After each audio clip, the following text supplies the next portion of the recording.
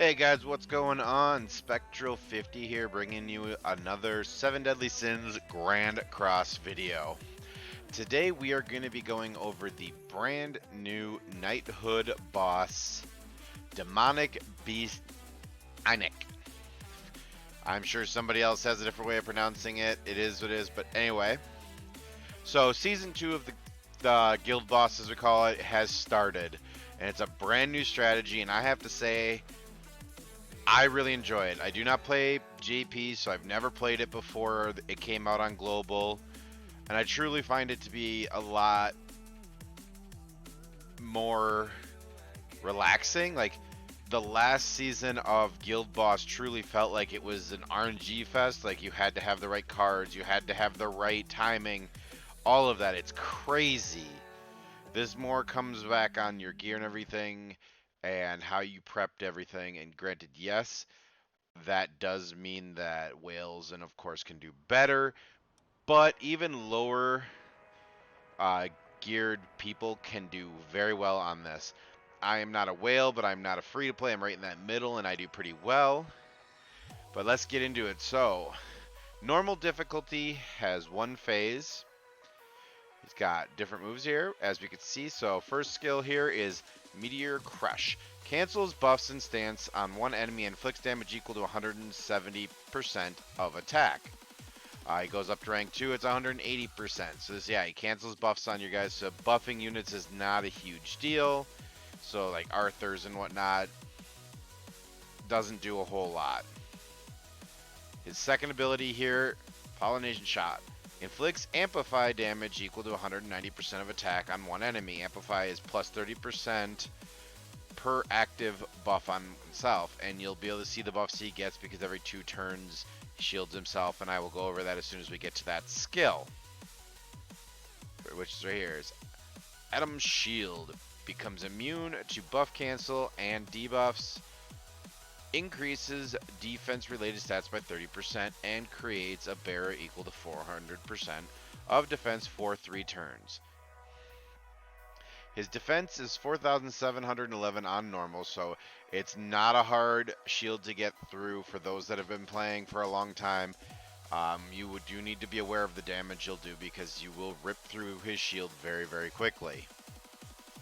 Then we have his Dissolve ability. Applies Dissolve on the target when attacked. Dissolve depletes the ultimate move gauge by 5 orbs. This is why, so this guild boss is 100% alt rush, like as fast as you can, quick, which we will go over. And then his ultimate, Wild Blow, inflicts damage equal to 400% of attack on one enemy. Nothing special there, it's kind of whatever. So he's got Purgatory Energy, uses Adam's Shield every 2 turns. So you knock his shield off, and in every 2 turns, from the start, he's just going to keep reapplying it. Here's uses Negative Influence every 3 turns, which that is right here. It's the one that creates Dissolve and reduces your ultimate gauge. Number of skills used increased by 2, so he'll get 3 attacks per turn. That's pretty normal. He's immune to, your stuns, your petrifies, freezes, etc. Prioritizes attacking enemies with buffs which increase attack. So you could kind of target where he attacks. On normal, it's definitely not needed. I haven't really needed it on hard either. And then decreases damage taken by counters by 50%. He's got 154,470 HP and 5,950 attack. Pretty easy, pretty basic. I'm running, this is the current team they consider top, and I agree. This is where I've gotten my best runs, is Escanor, you got Valanti, you got Jillian, and you've got your green Lizhawk. You're going for your mono green because, of course, he's a speed attribute, so it does its best. The score is heavily controlled by remaining HP, so you want to do it as you can see, like, I don't have all HP sets. I think the best setup will be all 8 sets of gear would be HP defense. I'm running HP set on Escanor, Jillian, and I think I have one on Green Lizhawk. Might be an attack set. I can't remember. Yeah, she just has some of my extra gear. I actually need to replace this really badly with a defense next piece, but it's what I had. I was trying to stack her HP. Basically, Jillian and Green Lizhawk are here for their passives. They increase HP, which gives you a lot more points. Green Lizhawk does have a defense down ability, which has come in handy in some of my attempts when I don't have a Volante. Escanor ignites is huge. It ups your damage. And Volante honestly has probably the best ultimate for this because it's rupture damage. Normal difficulty, I mean, you can test and see depending on your gear between HP food or resistance food. For me, HP food has given me the better scores. But if you're losing too much HP, then because of corrosion, which normal doesn't even do, that's only on hard, then you want to go with your resistance food. With resistance food, you can start patiencing everything. I mean, you want to have as much HP when this is done. The more HP you have, like, and I'll show you it after I finish the battle, that it's just crazy how much it does. There he is.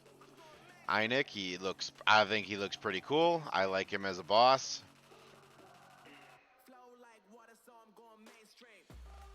So the whole point of this is to literally get whoever it is. You'll have to test, whether it be your Green Lizhawk, your Escanor, your Volante, whoever your best green hitter is.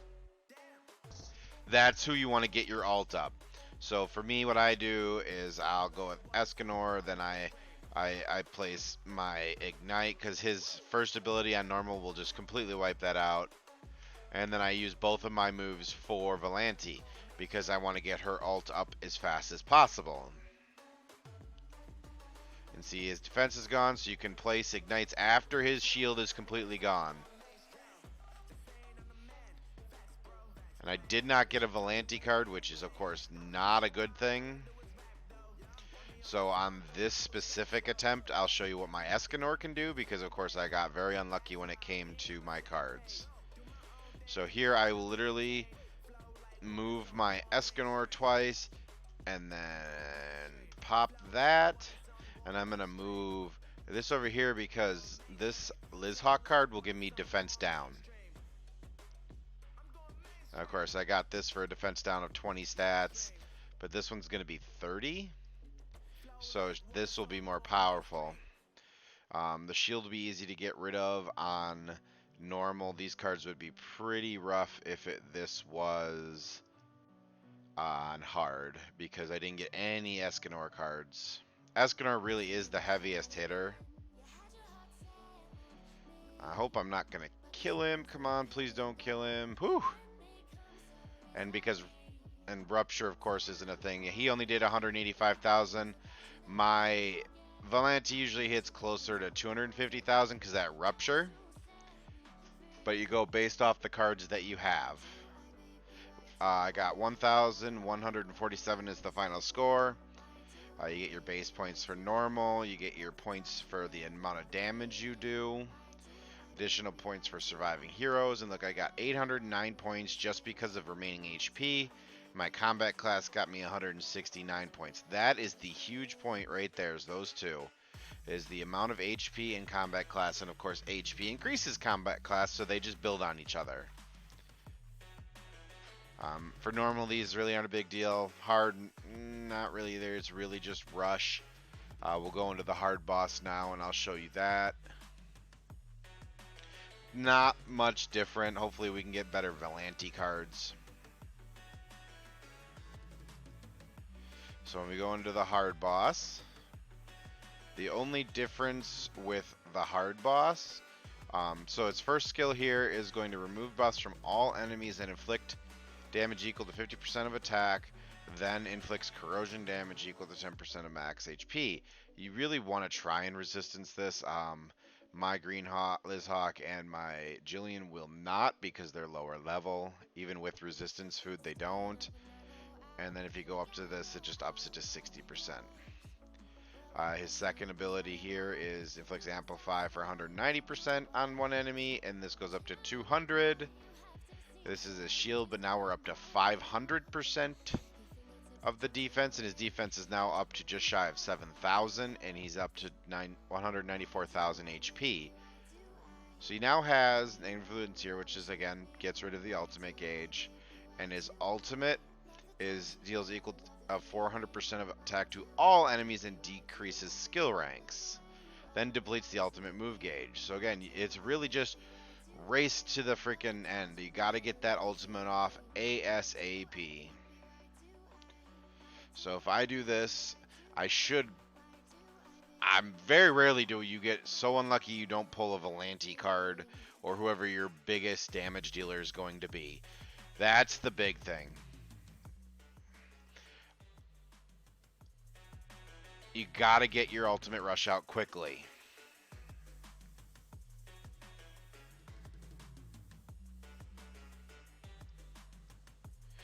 Alright, here we go. It's always the same cards the first time you go through. I usually go ahead and do this. I use my Escanor card, the Elegant Blow. I use her AoE, then I ignite. And I just pretty much... I burn those 4 cards in my opinion right away. That's just my personal strat. Other people may do it differently. But I want to start stacking those ignites, because the first ignite won't fall off before you should be ulting. And see here, I got another ignite, which is great.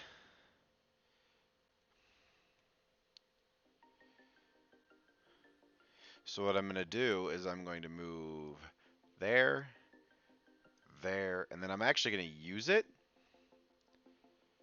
That way I can then use this Escanor card, which will combine her card.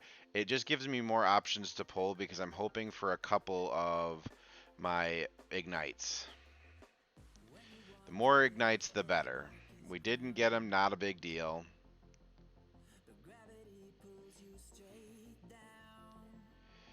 What we're going to do is we're going to use Jillian's card. Then we're going to use Escanor's. Then we're going to go for the defense down. And as you can see the corrosion here, this HP is a lot of points. And I'm working on, of course, getting these guys to 80 so that they can they can patience it so he doesn't get hit. And then we have our Volante ult.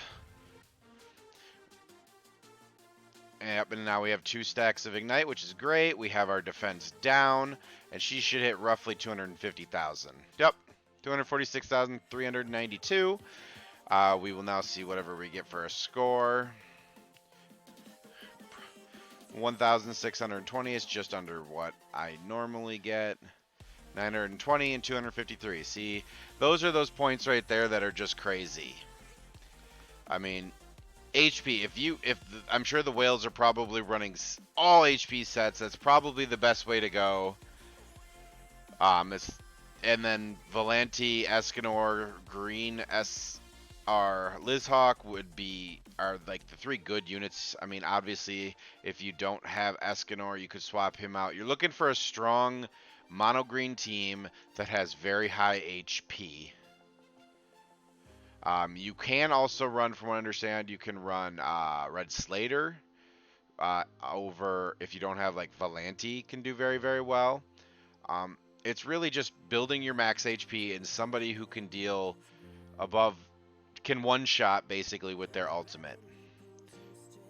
That's it. There's not any crazy like must-have. There are some certain combinations that will give best ideals for your scores. Other than that, that's pretty much it. This Knighthood Boss Battle is much easier than last season's. It's more gear dependent and who you pulled. I'm lucky enough that I got 6/6 Volante, and I did not wail the crazy out for her. Trust me, I did 2 rotations and I was done, and I had her. So yeah, If you have any questions, make sure to leave comments down below. Make sure you subscribe for more videos and leave that like, guys. I will catch you later.